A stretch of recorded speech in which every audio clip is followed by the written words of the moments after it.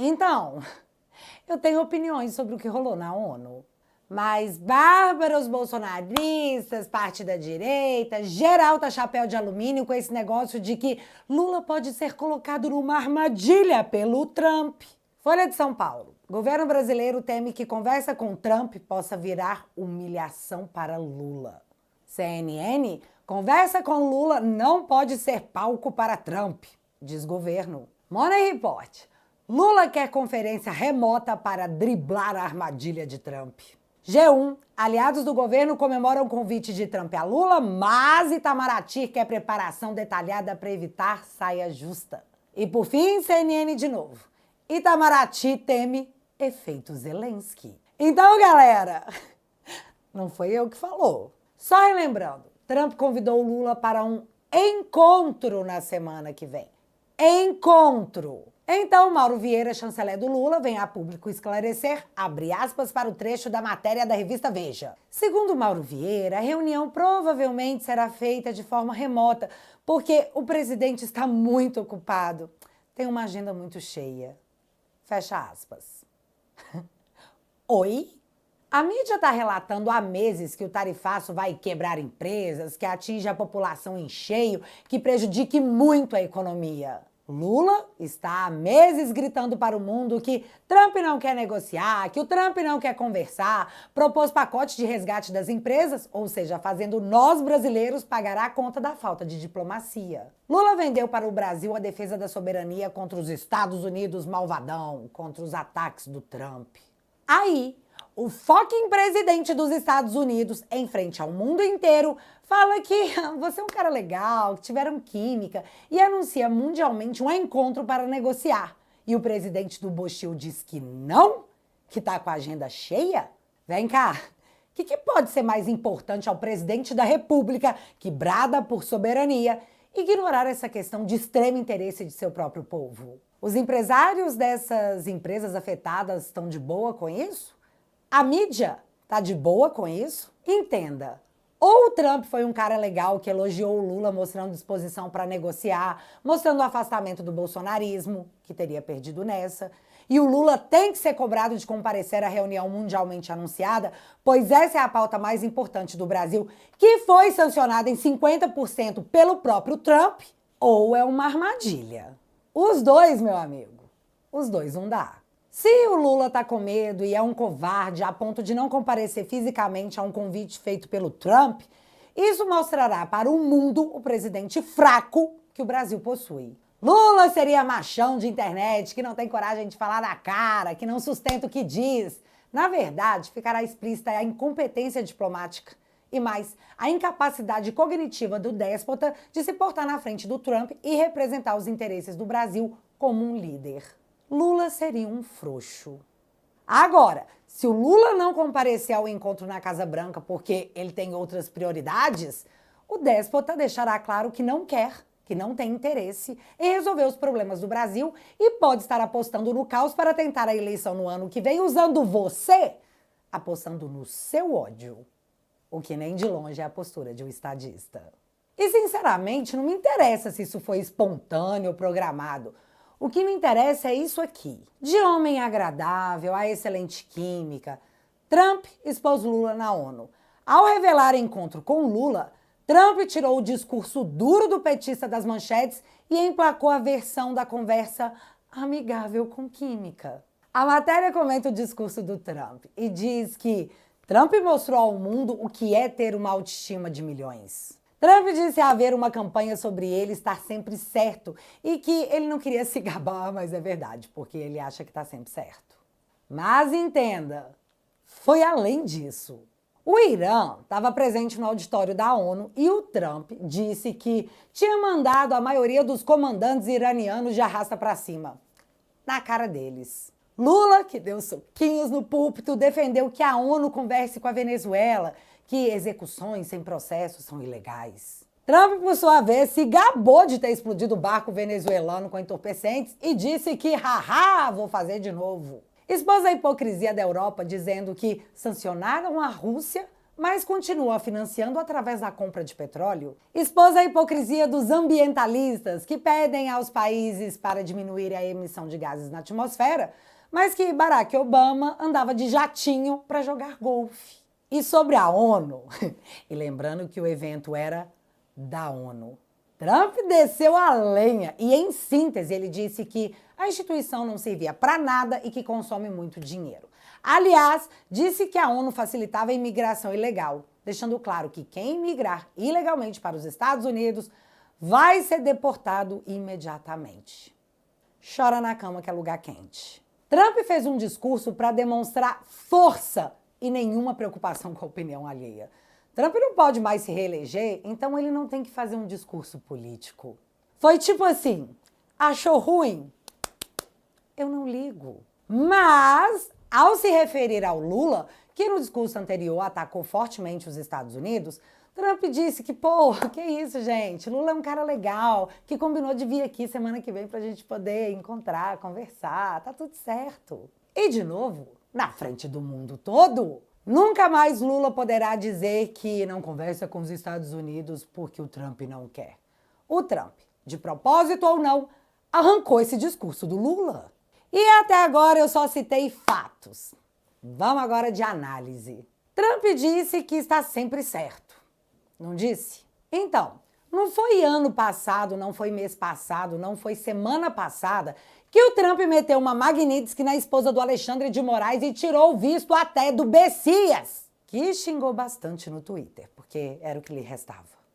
Não vou perdoar, vou xingar no Twitter hoje, muito. Galera, foi segunda-feira, dá pra medir em horas que você ainda vai saber de que dia que eu tô falando. Trump acusou mundialmente Alexandre de Moraes de violador de direitos humanos e ele não sancionou apenas sua esposa, mas também o Instituto da Família. E como a Viviane, esposa do Xande, é a sócia majoritária do escritório de advocacia, o escritório também de tabela foi sancionado, porque ela é a proprietária. O Trump passou o rodo em tudo com um recado. Quem ajudar o sancionado pode ser responsabilizado. E aí me conta quem é que vai fazer negócio com o escritório da esposa do Xande numa hora dessas. Quando foi sancionado, o Alexandre foi ao estádio de futebol tentar vender a imagem de que estava pleno e aí foi lá e meteu o dedo do meio para geral.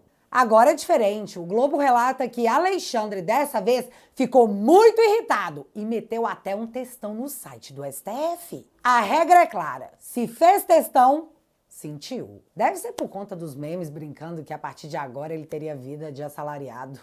Não sei, tô só chutando.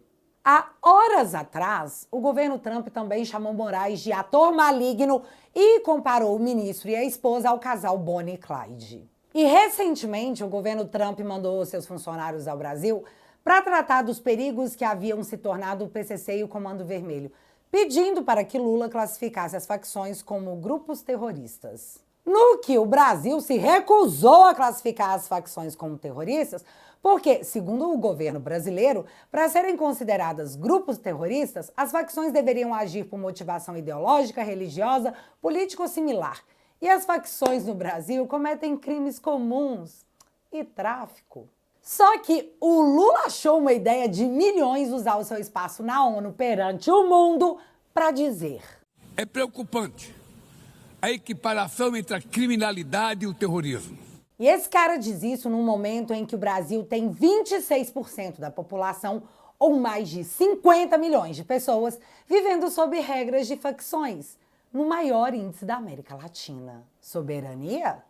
Onde? Enquanto Lula falava sobre ser um absurdo Cuba ser acusado de patrocinar terrorismo, essa aqui foi a cara do Scott Besser, o secretário do Tesouro dos Estados Unidos. E é inadmissível que Cuba seja listada como país que patrocina o terrorismo. No conflito na Ucrânia. Tipo, bicho, que cara maluco. Marco Rubio, que estava ao lado, é filho de imigrantes cubanos.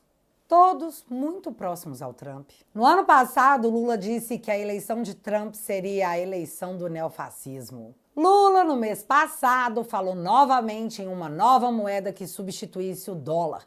E o Lula integra os BRICS, que afrontam diretamente os Estados Unidos. Trump já disse mais de uma vez que quem atacar a moeda americana é inimigo. Quem bate esquece, meu amigo, e Trump já avisou que é um cara vingativo. E para não restar nenhuma dúvida, após o Trump tecer elogios a Lula e anunciar o encontro, ele disse que o Brasil vai mal e que sem os Estados Unidos vai fracassar. Agora, vamos fazer aqui uma análise mais minuciosa do que o Trump quer negociar.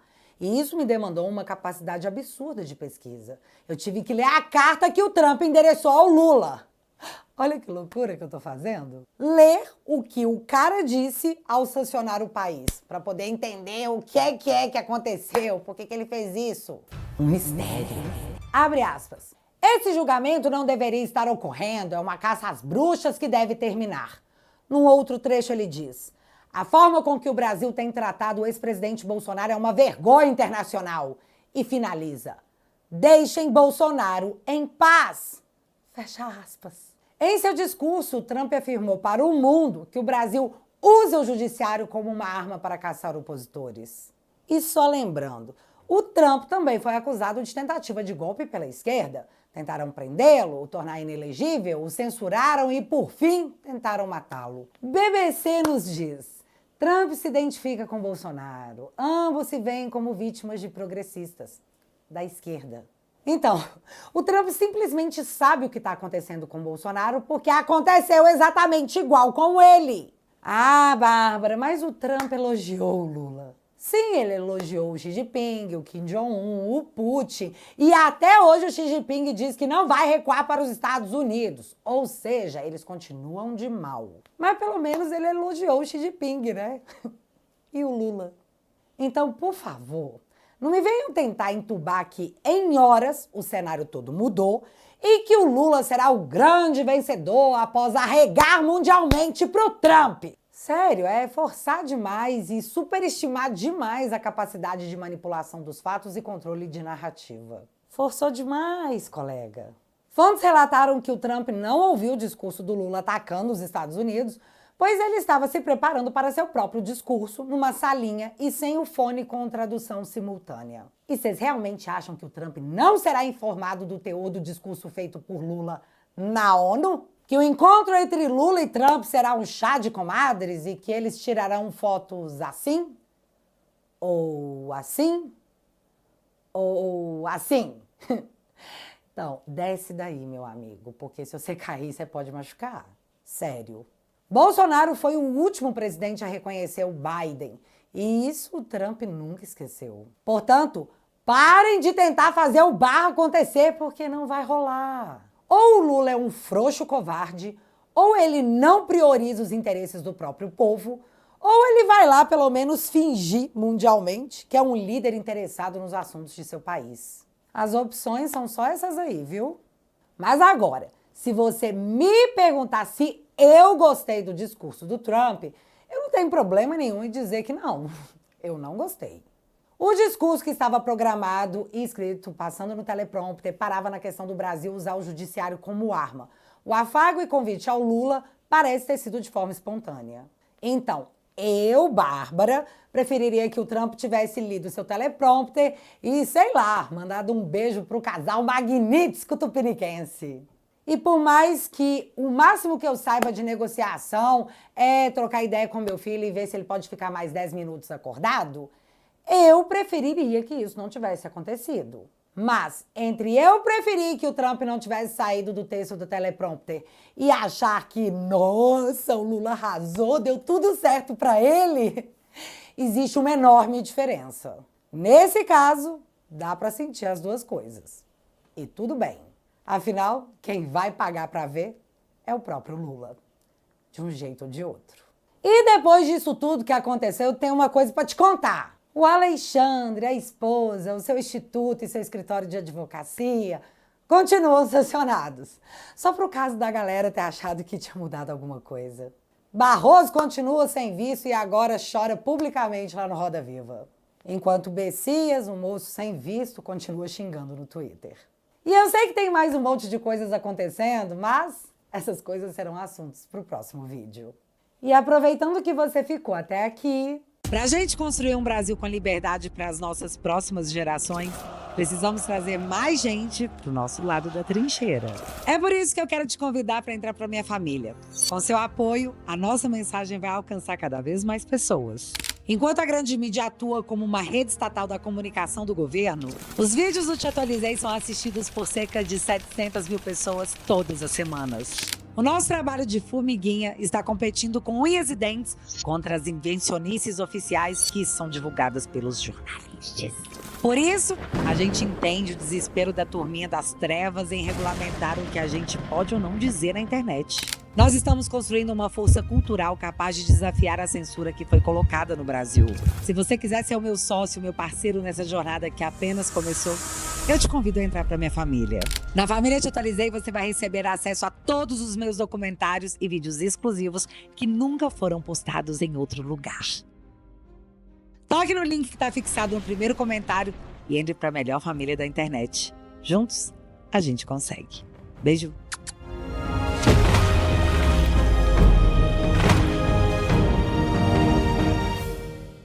Então, galera, assinando teatualizei.app, você financia a minha defesa, o meu trabalho.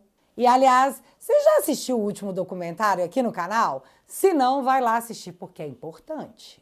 E patrocina essa jornada que apenas começou.